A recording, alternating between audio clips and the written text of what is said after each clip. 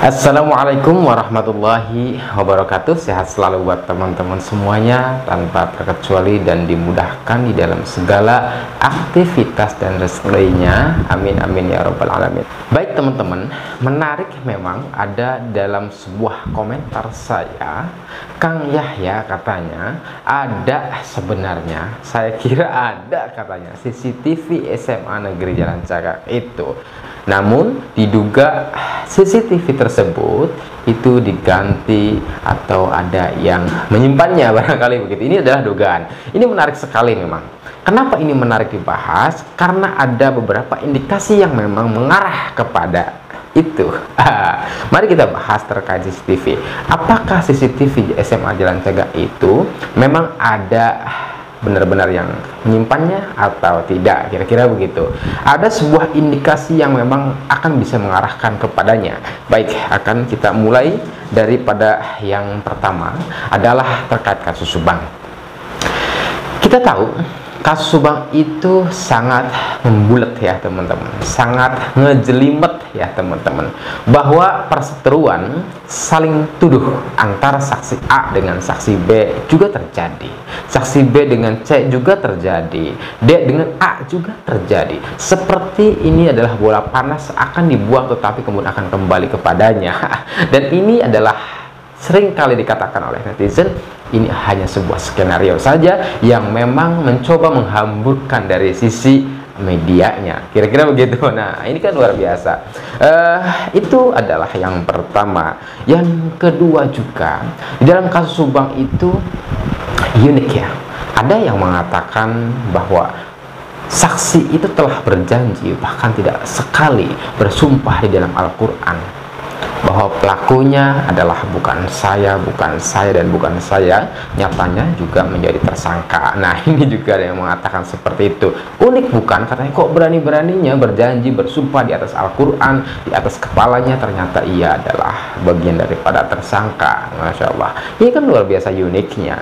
Selanjutnya teman-teman, di dalam kasus Subang itu kita tahu semua ada upaya, bukan lagi menurut saya atau menurut kita semua adalah dugaan, apa ya, ada prosesi upaya pembersih-bersihan atau kita katakan adalah penghamburan barang bukti, petunjuk, menghilangkan jejak DNA dan sebagainya.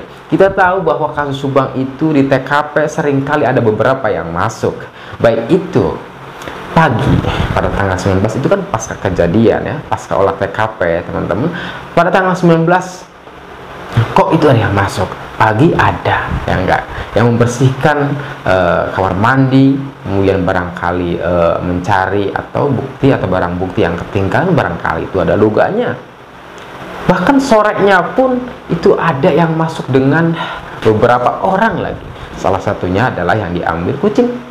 Kemudian ini juga banyak dugaan dari netizen, jangan-jangan bukan hanya kucing nih yang diambilnya. Buktinya apa? Katanya Kang, Polda Jabar sekarang sudah mengatakan pada tanggal 19 itu ada yang masuk, itu ada upaya bersih-bersih, kira-kira begitu. Nah, bersih-bersih ini kemudian dilakukan oleh perwira dan anak buahnya dan bintara itu, kira-kira begitu. Dan bahkan ada sipilnya, kira-kira begitu. Nah, ya memang satu sisi betul sekali, setuju sekali, bahwa jangankan upaya bersih-bersih ya teman-teman, masuk garis polisinya saja yang sudah terpasang itu sudah pidana, apalagi kemudian mengambil sesuatu di dalam TKP itu.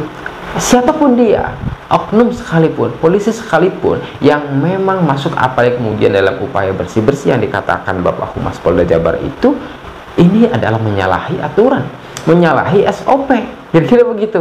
Apakah ini kemudian tujuannya itu adalah menghilangkan, akhirnya kan dugaannya adalah menghilangkan bersih-bersih dan sebagainya, menghilangkan jejak kan, sebagian netizen mengatakan itu.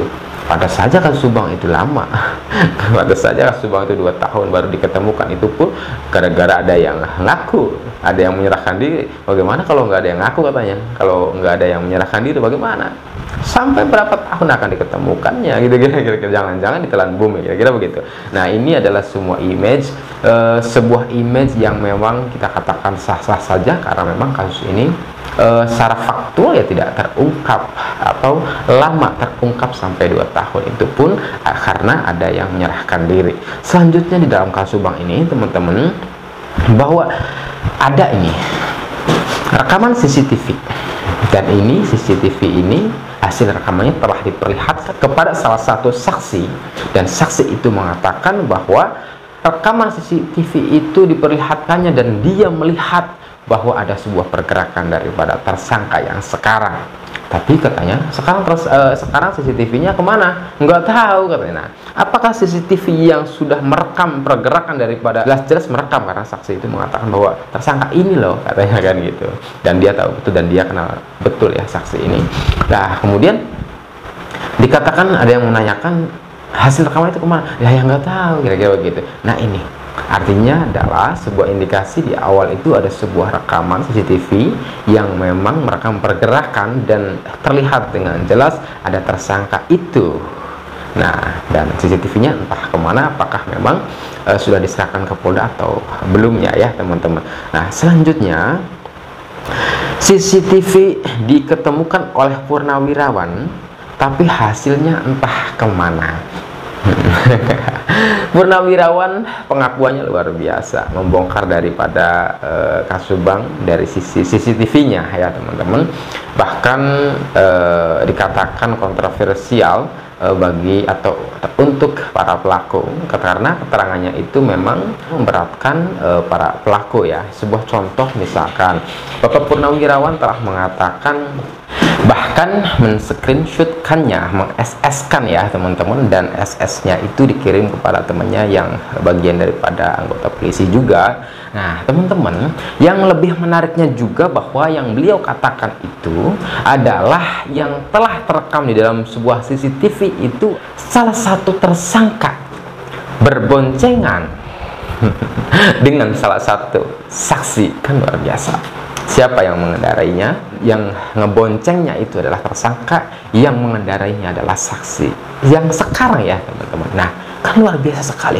Dan bahkan teman-teman, apa yang telah dilaporkannya itu adalah dahulu kita seringkali mendengarkan bahwa motor yang tersebar yang sangat diduga dan dicurigai itu adalah motor NMAX biru, tapi yang telah dinyatakannya yaitu motor abu-abu.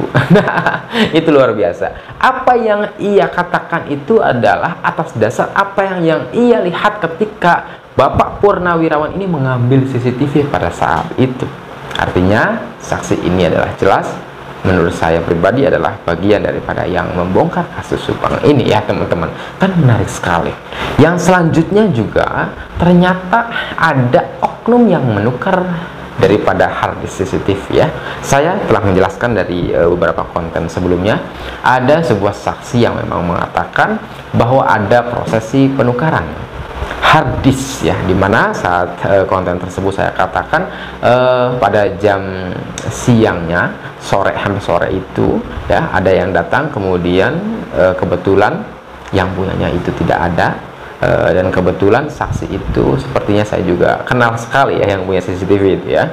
Lalu kemudian pada malam hari itu beliau mengatakan ada yang datang lagi, tapi kemudian ada yang menukar. Ternyata yang ditukar itu atau yang diambil itu bukan DVR-nya atau kameranya, tetapi adalah hanya harddisknya saja. Sampai saksi itu menanyakan, kan namanya harddisk itu ada mereknya ya teman-teman, merek daripada toko, logo toko dan sebagainya. Nah sempat saksi itu menanyakan kepada yang menjualnya, dan dikatakan betul yang membelinya adalah iya. Kan luar biasa teman-teman. Inilah kasus Subang, bahwa sekian banyak sebuah skenario yang memang disetting. Ada yang mengatakan bahwa hebat banget skenario-nya, ada juga yang mengatakan bahwa sehebat-hebatnya skenario tetap aja terlihat sebuah kebohongannya, akan terlihat nanti pada akhirnya adalah sebuah kebohongan. Kira-kira begitu ya teman-teman. Inilah yang melatar belakangnya, yang mengindikasikan kemudian skenario yang terbongkar seakan-akan sedikit demi sedikit ini akhirnya mengindikasikan dan meyakinkan kita semua sebagai netizen, apakah jangan-jangan CCTV kasus Subang ini, khususnya adalah CCTV SMA Negeri Jalan Cagak ini, apakah memang benar-benar mati? Kecurigaan netizen ini ada yang menyimpan. Nah, namun siapa? Karena kita tahu CCTV yang tadi merekam tersangka aja barangkali dugaannya dihilangkan atau disimpan. Mungkin barangkali sekarang sudah ada di Polda, atau entah ya apakah dihilangkan atau enggaknya. Nah, kekhawatiran netizen itu jangan-jangan ya ada yang menyimpan CCTV SMA Jalan Cagak ini. Maka kata netizen adalah seruan netizen, Polda Jabar mestinya adalah mendalami daripada CCTV SMA Jalan Cagak. Kekhawatiran, dugaan itu ada pada netizen dan kita semuanya tanpa terkecuali, bahwa CCTV itu sebenarnya adalah nyala. Bahwa CCTV itu ada yang mengatakan pagi tersebut juga mati katanya. Tetapi ada yang mengatakan juga bahwa 2 hari yang lalu atau 1 hari sebelum kejadian itu nyala. Tapi kok pada saat kejadian mati. Lalu kemudian beberapa hari berikutnya, 2 hari berikutnya dihidupkan kembali, atau katanya dikatakan CCTV barulah dan sebagainya. Padahal kita tahu ya, CCTV di SMA tersebut di beberapa sisi, bukan hanya di depan kan yang menyorot ke TKP itu, tetapi beberapa CCTV yang lainnya hidup. Tapi kamera tersebut dinyatakan mati oleh beberapa atau salah satu saksi. Nah, juga termasuk sebuah kecurigaan yang telah dilontarkan oleh netizen, bahwa ketika kepala sekolah juga telah diwawancari oleh salah satu daripada youtuber Subang ini, kita semua melihat ya teman-teman, ketika diwawancarai seakan beliau ini menjawabnya dengan kegugupan, tidak dengan ketransparanan, kira-kira begitu. Apakah dengan jawaban kegugupan ini adalah sebuah indikasi bahwa ada yang ditutupi? Semestinya ini adalah bukan tugas kita, tetapi kita hanya bisa mengawal, menginformasikan, memberitakan, mudah-mudahan ini loh petunjuk yang benar gitu loh. Kita kan tugasnya seperti itu. Nah, mudah-mudahan juga keinginan kita Polda Jabar itu kemudian meneliti habis terkait dengan CCTV SMA Jalan Cagak. Kalaupun memang ya dugaan tadi dikatakan ada yang menyimpannya, maka ini harus diinterogasi, ditelusuri lebih jauh dan sebagainya. Kalaupun memang ada sebuah pernyataan yang benar bahwa ini adalah mati, maka akan diketahui juga. Bisa terdeteksi loh ya teman-teman. Saya punya teman CCTV yang memang itu mati ya, tetapi terdeteksi matinya kapan, apanya aja yang mati, apakah kameranya yang mati, ataukah memang listriknya yang mati, atau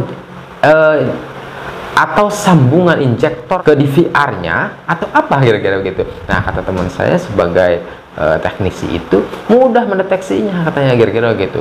Jadi nanti akan terlihat kamera yang mati itu ya. Kamera yang mati itu yang tidak nyambung ke DVR bukan berarti kameranya yang mati. Bisa saja daripada kabel nyambung atau serabutnya yang tidak kencang, tetapi tetap merekam. Harddisk itu tetap merekam. Saya juga punya CCTV ya, memang itu tidak merekam, kan ada layar tuh. Nah, itu tidak merekam, mati satu.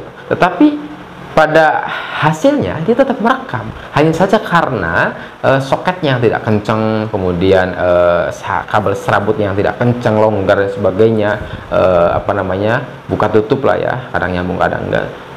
Tetapi kemudian di layar TV-nya itu tidak masuk, ya kan, off kamera, tetapi kemudian di DVR-nya, di harddisk itu terekam teman-teman. Nah, mungkin itu dasar daripada teman saya teknisi itu lihat dulu apa yang membuat CCTV depan TKP itu adalah mati. Apakah kameranya, apakah jaringannya, kabelnya, soketnya, injektornya dan sebagainya. Ini juga harus dibuktikan. Maka keinginan kita bersama karena kita dugaan kita sangat kuat, barangkali jangan-jangan gitu, ini barangkali syukur-syukur ada yang menyimpan harddisknya, kan lebih mudah akhirnya. Syukur-syukur yang menyimpannya itu juga membongkar semuanya, kan itu lebih mudah, kan itu yang kita harapkan. Kalaupun memang CCTV itu mati dan benar adanya, maka matinya itu karena apa? Terima kasih. Wassalamualaikum warahmatullahi wabarakatuh.